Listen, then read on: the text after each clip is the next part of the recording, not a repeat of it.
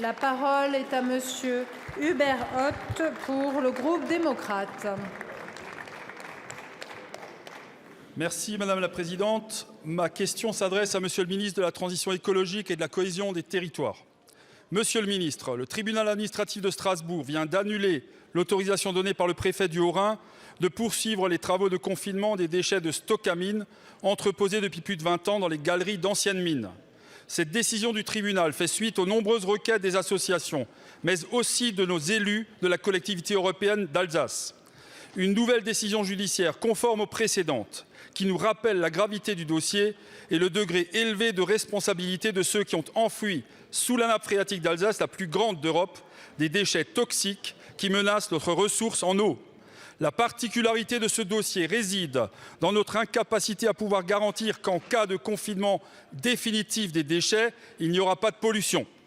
La complexité du gruyère minier, hérité de l'exploitation de la potasse, associée au caractère sismique de la région, rendent quasi impossible l'élaboration de scénarios prédictifs. Si on rajoute à la nature toxique complexe des déchets leur effet cocktail en cas de contact avec les eaux, il est impossible aujourd'hui d'écarter la gravité d'une pollution.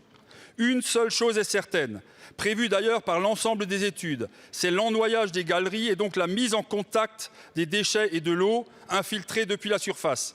La parole de l'État est en jeu. L'État s'était engagé à la réversibilité de ce stockage souterrain.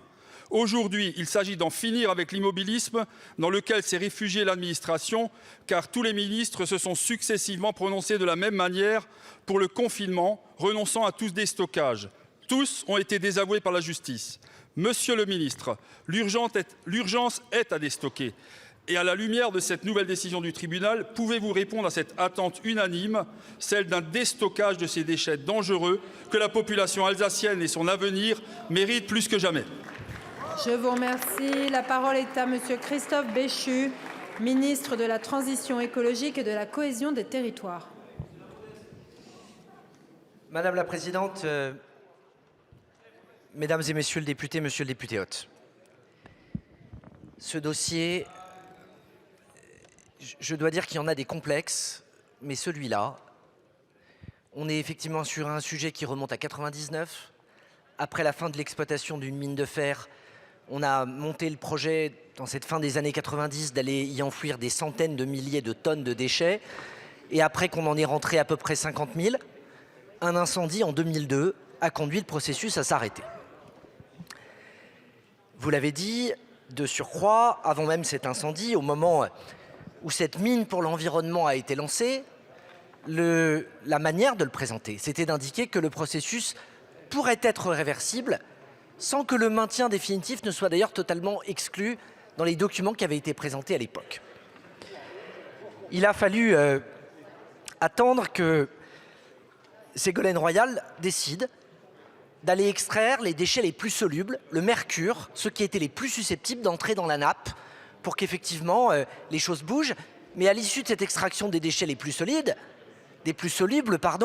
la décision qui a été prise, ça a été de confiner le reste. Et ce confinement, il a été confirmé de manière continue depuis, en particulier parce que les parois de la mine se referment sur elles-mêmes progressivement et que pour éviter les contaminations que vous décrivez, il faut calfeutrer, il faut boucher, il faut confiner cette mine. Et nous savons aujourd'hui qu'en 2027, ce phénomène de convergence sera terminé.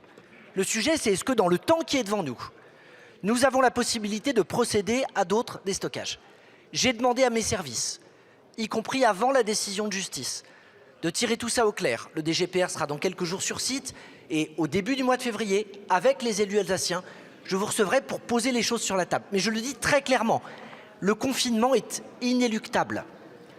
Il n'y a pas d'alternative et penser qu'un déstockage total serait possible, ce serait mentir aux gens. Merci.